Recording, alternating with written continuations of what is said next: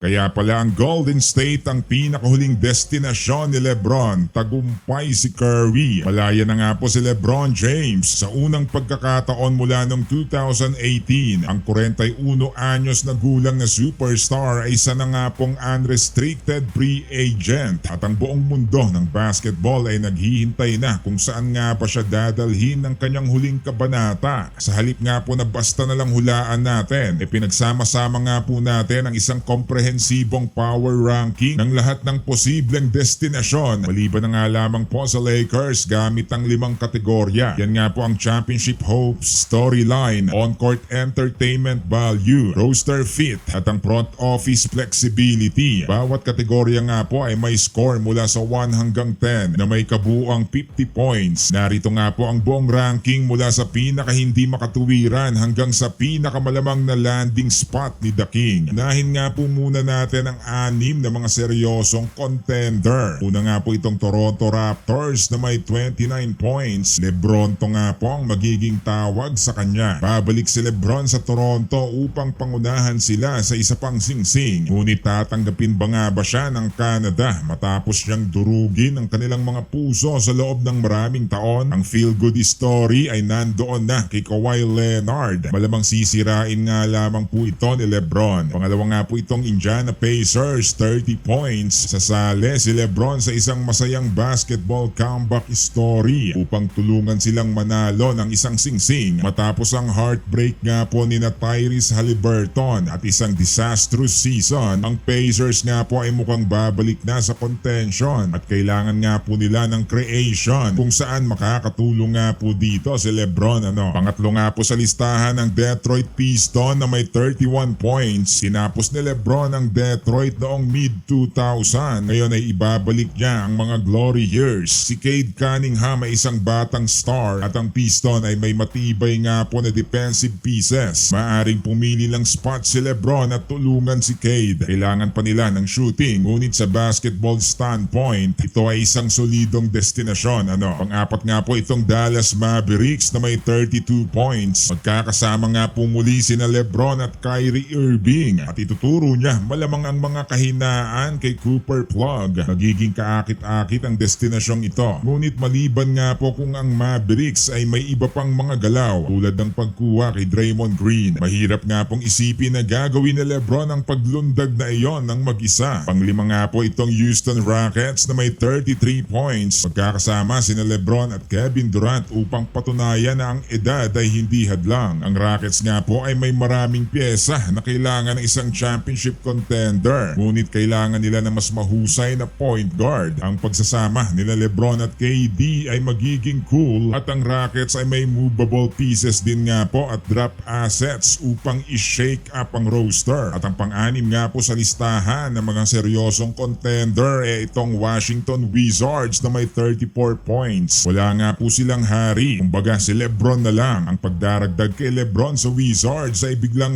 magpapakita ng kompetensya ng kanilang roster. Anthony Davis at Alex Sarr sa front court, Trae Young at LeBron sa facilitation, at ito nga pong si AJ Dibansha sa batang court. Sa sobrang daming kabataan at draft capital, ang Washington nga po ay nasa posisyon upang gumawa ng iba pang mga galaw. Pero eto na nga po ang mas malupit pa nga po dyan at ang top 6. Eto nga po ang pinakamakatuwirang destinasyon ni Lolo Bron. Unahin nga po natin sa pang-anim ang Denver Nuggets na may 38 points. Ang pinakamahusay na basketball mind sa mundo ay magsasama upang baguhin ang basketball magpakailanman. Ang basketball fit ni na LeBron at Nikola Jokic ay may perpektong saysay. Ang Nuggets ay nangangailangan ng isa pang shot creator at ang Jokic-LeBron duo ay magiging kahanga-hanga malamang sa malamang.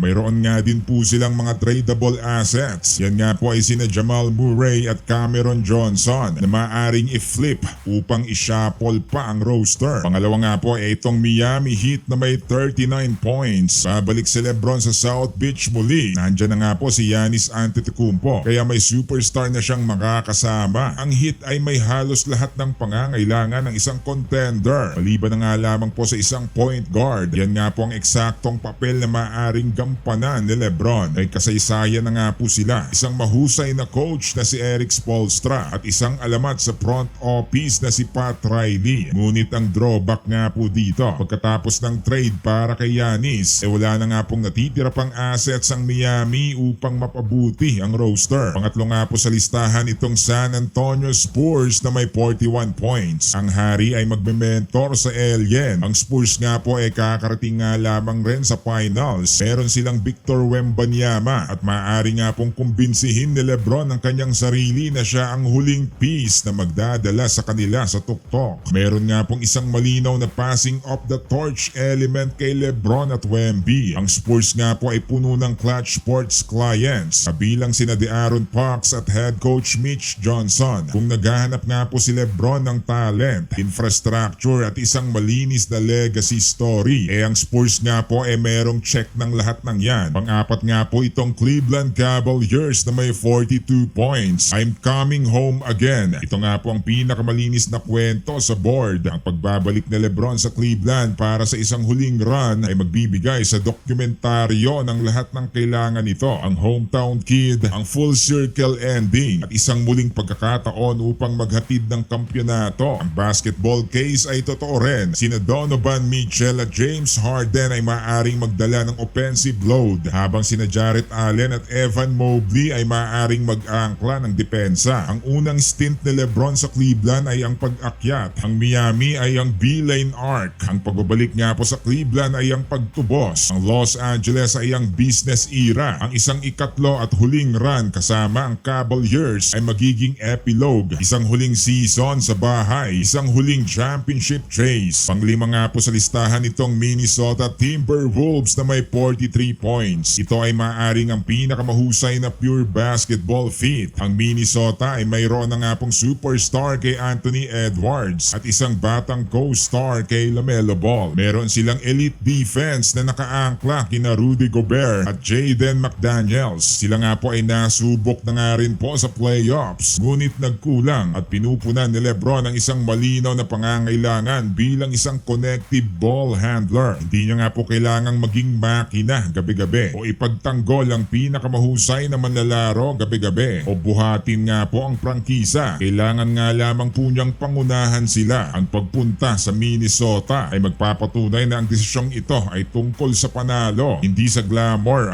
Ito na nga po ang panghuli at ang pinakamatiwirang destinasyon talaga ni Lolo Bron. Yan nga po ay walang iba kundi itong Golden State Warriors na may 44 points. Ang NBA Expandables. Si Lebron ay sasali kay Steph Curry upang pigain ang isang huling kampyonato mula sa pinakasikat na matatandang manlalaro ng liga. Ang on-court basketball feat ay magiging walang kapintasan. Pupunuin nila ang bawat arena. Ngunit ang edad nga po ay tiyak na isang concern. Gaano katagal ang kupunan na ito? Gaano kadalas natin sila talagang makikita ng sabay-sabay? Ngunit para sa lahat ng downside, ang upside ay lumalampas sa anumang iba pang senaryo. Championship upside, legacy stakes, documentary juice at on-court entertainment. Ang bottom line nga po dito mga kapatid, si LeBron James ay may tatlong pangunahing option. Ang kwentong pambata sa Cleveland, ang purong basketball feat sa Minnesota, o ang pinaka-hype at ang pinakamapanganib na option sa Golden State. Kung ano man nga po ang kanyang pipiliin ay magtatakda hindi lamang ng kanyang legacy kundi ng buong landscape ng NBA para sa susunod na ilang taon. Ang isang bagay nga po na tiyak, saan man nga po siya mapunta, ang dokumentaryo ay magiging kasing epiko ng kanyang karera. Ano sa tingin mo? Saan ba dapat mapunta si LeBron James para sa kanyang huling kabanata? Ibahagi ang inyong opinion sa comments.